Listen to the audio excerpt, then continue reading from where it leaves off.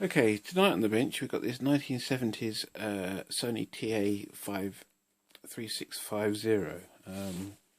Quite a powerful amplifier, 60 watts RMS per channel. In its day would have been a huge amount of power, and as you can see, it's a big amplifier. It's probably 20 centimeters tall. What weighs about 10 kilos. This has been sitting in someone's loft for a while. Apparently he took it down to use it, powered it up, no power or no response from it, so I'm not sure what to expect really with this. It's got some nice features on it. It's got the defeatable tone controls, which I always like. It's also got different roll-off frequency responses on the tone controls if you want to use those. It's got low and high filters. It's got mono switch there, stereo reverse, which basically flips the left and right channels over. Minus 20 dB muting, which seemed to be a bit of a fad in this era. Tape monitors, 2 tape monitor connections, which is lovely. You know, in the day where you had a reel-to-reel machine and a cassette player, that was just what you wanted.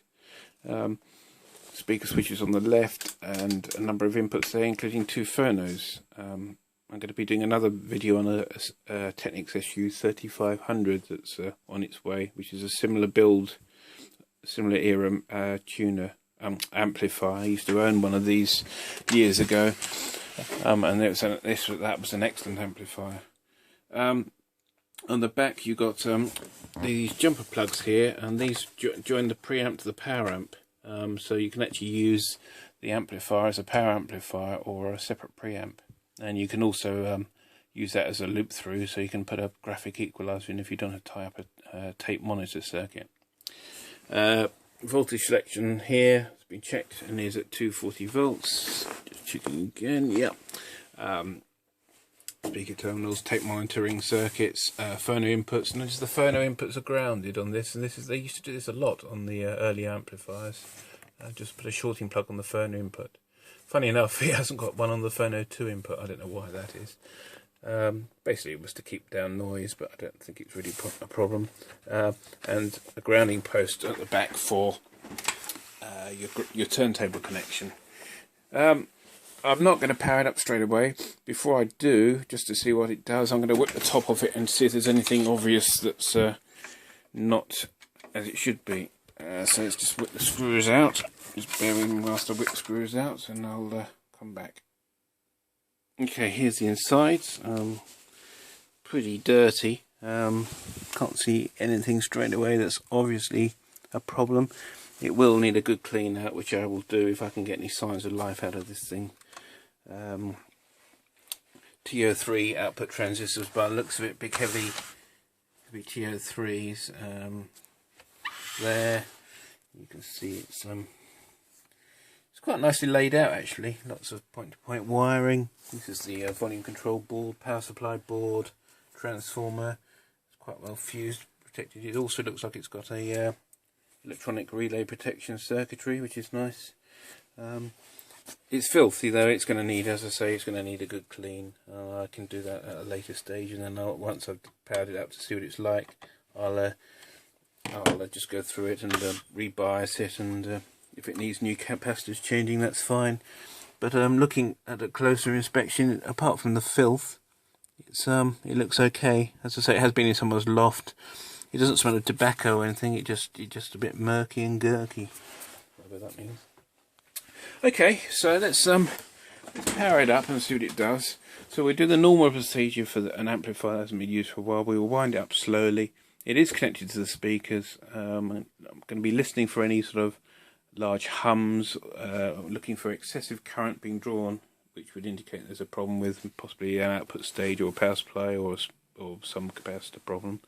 So let's start by, it's connected to a MP3 player at the moment, and it's connected to the aux terminal. I'm going to have the volume up at a fairly low level, and we'll power it up and we'll see how we go. The tone is defeated, so basically half the minimum amount of circuitry is connected at the moment, and we'll see how we go from there. So Variac is on. I'm going to start at a couple of, like we normally did last time.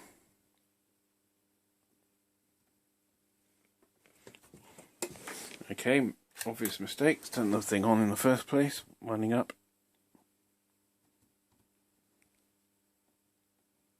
It's 50 volts. There's 100. 150. Getting slight movement on the ammeter, but nothing. Amplifier's working. Oh, well, so much for a non-working amplifier. Let's hold it at 200 volts for a minute. Mrs. Miller's playing in the background, so I better turn that off before I get a copyright. Let's try and find something that we can play that won't trip the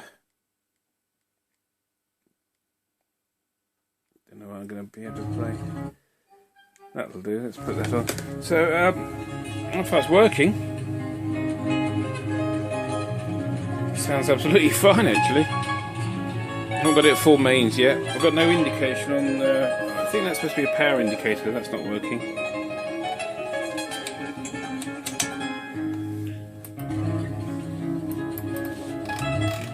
Tone controls are quiet as well, which is nice. Balance control's a bit noisy.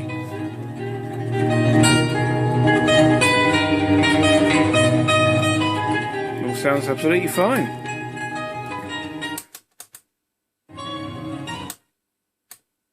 Yep, seems okay. So just keep an eye on the output stage, make sure it doesn't get too hot. Let's increase it to full mains. Okay, so looks like we've got a power indication light missing, which probably confused the seller and probably thought, well, it's blown a fuse or it's no good, I'll get rid of it. So all it needs is a bit of a clean up. It's got a few scrapes and scratches here that will clean up.